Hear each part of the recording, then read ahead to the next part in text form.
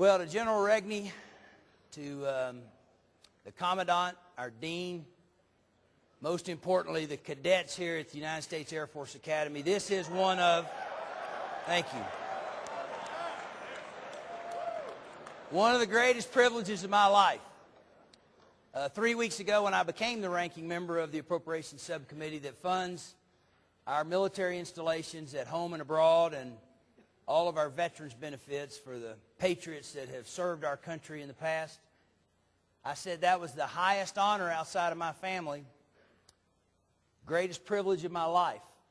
Being here tonight ranks up there with that, and I'm so very grateful. Let me just tell you, I just finished 7 counties in 2 days in East Tennessee. And as I said to those patriots in Tennessee everywhere I went that I was coming here, they all smiled. They were encouraged. They want me to encourage you. They want me to thank you. They believe in you 100%. They're grateful for your commitment to our country and freedom and preserving our way of life. And they know how important it is that you stepped up and answered your country's call. So I bring greetings from East Tennessee to you all.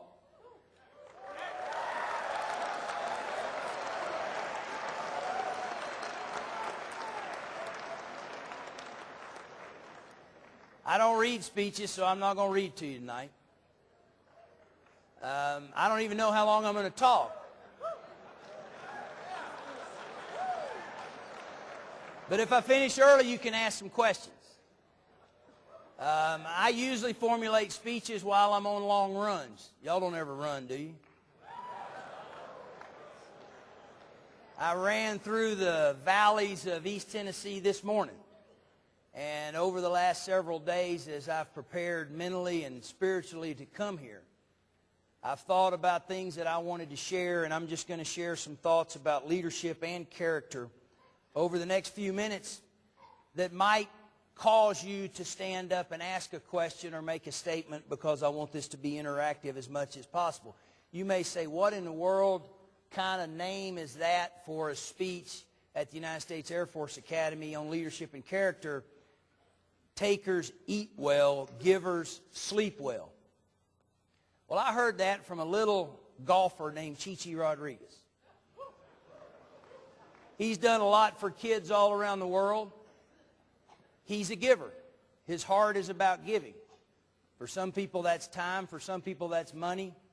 Sometimes it's just attention where it's needed.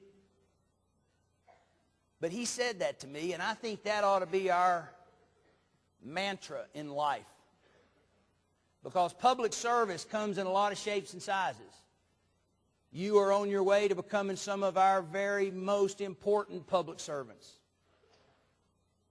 But that's the philosophy of public service, is that you give more than you take.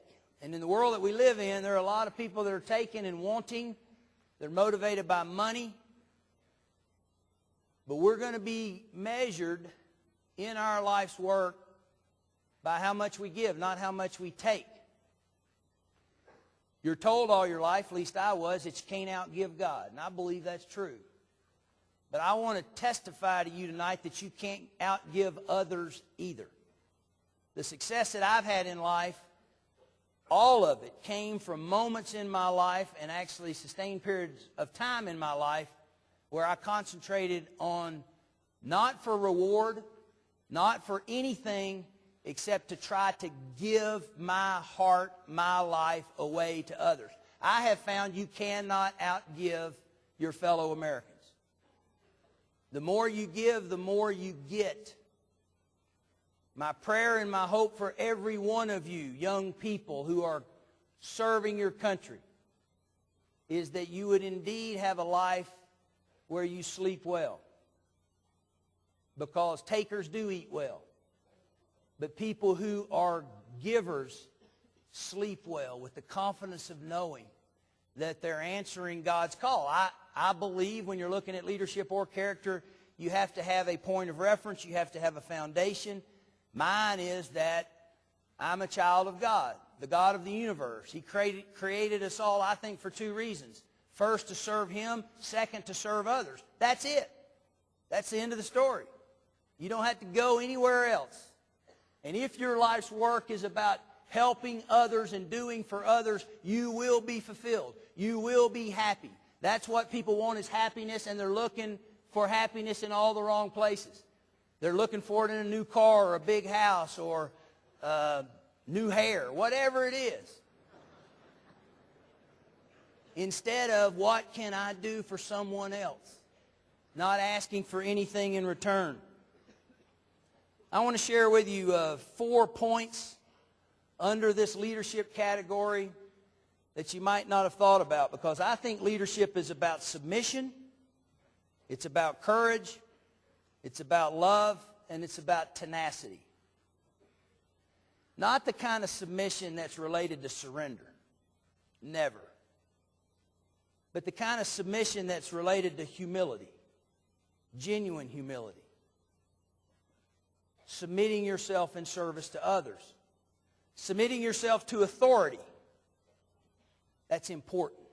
Authority is important.